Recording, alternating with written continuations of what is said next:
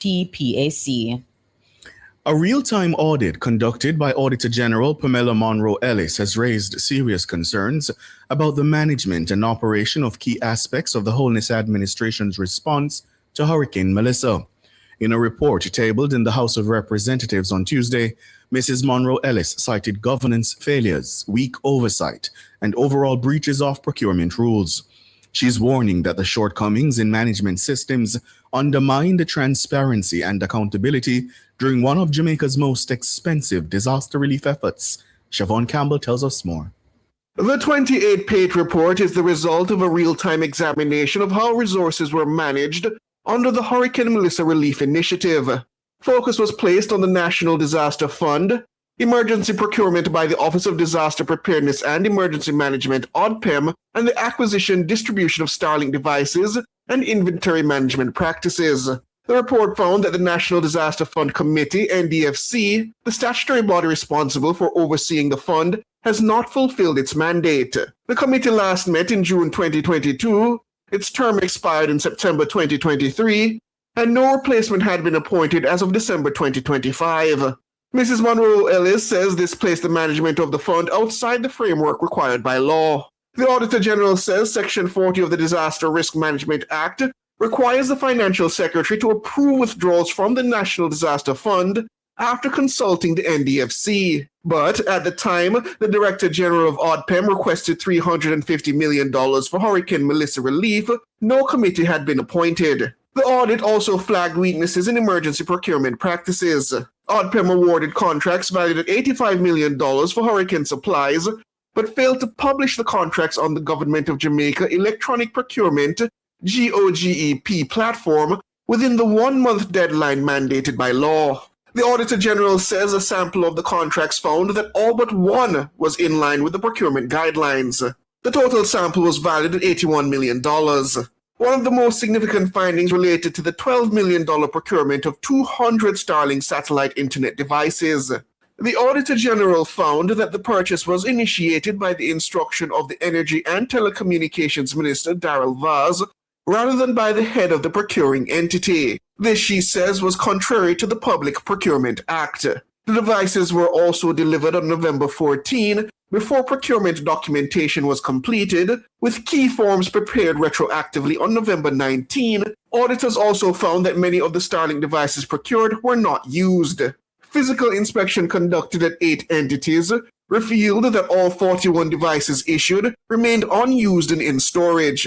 Additionally, 5 entities did not record the Starlink devices in their asset inventories, and 3 municipal corporations reported that the devices had not been entered into municipal inventory listings, but were issued directly to the respective councillors. A further inspection of 41 devices observed that all the units were equipped with European 2-pin electrical plugs, requiring adapters for use. Mrs. Munroe-Ellis says as of January 6, 2026, 80 out of 200 Starlink devices remained in storage at the Jamaica Constabulary Force. The audit also found that food items, tarpaulins, and water valued at nearly $60 million were not recorded in ODPEM's inventory system, despite earlier audits warning about similar weaknesses. The report says ODPEM acknowledged that its inventory systems were incomplete and still being updated at the time of the audit. Siobhan Campbell for Nationwide News. Thanks, Siobhan. Chief Justice Brian Sykes is expected to rule on Thursday whether the court will accept the guilty plea to manslaughter from former MP for Western St. Mary, Jolian Silvera, in relation to the murder of his wife, Melissa. Both the prosecution and the defense made submissions on Tuesday in the gun court in Kingston. Proceedings are being conducted in private, as required by the Gun Court Act. Members of the media were therefore not permitted to cover the matter.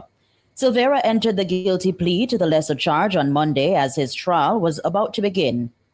The former lawmaker was arrested and charged in January 2024. Melissa Silvera was found dead at the couple's home in Stony Hill, St. Andrew on November 10, 2023. Early reports suggested that the 42-year-old died in her sleep from natural causes, but a post-mortem examination revealed that she died from gunshot wounds.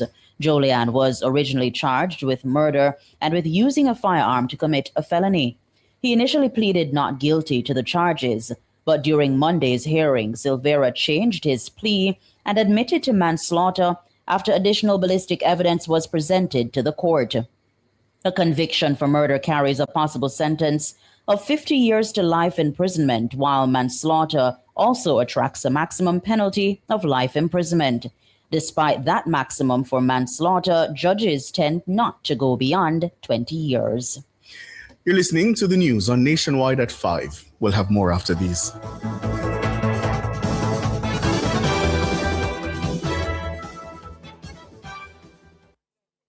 See twice the style for less at IQ Optical. Buy one pair of glasses and get your second and third pair half price. Don't miss out. Call 876-929-7732 or visit IQ Optical today, where clarity never looked sharper. The time by IQ Optical is 14 minutes after 5. Termites, rodents, or birds infesting your home or office? Call Rent-A-Kill Initial, the pest expert, at 876-926-4236 for a free pest assessment island-wide. The temperature brought to you by Rent-A-Kill Initial is 26 degrees Celsius in Kingston, 22 out west in Montego Bay. KFC, my mind studying. Right now I'm thinking chicken, famous bowl, chicken box combo and popcorn chicken. KFC on my mind, it's on my brain. Great flavor, great taste, like every day. Give me that prize. Follow me to the budget, little bit to your pay. The KFC value menu always has you thinking chicken. Get the chicken box combo for just $680, or get the famous bowl combo for $620, or popcorn chicken combo for $630. KFC is finger licking good. Continuing the news, the clerk to the Houses of Parliament, Colleen Lowe, has sought to assure lawmakers that the governance breaches discovered at Gordon House did not result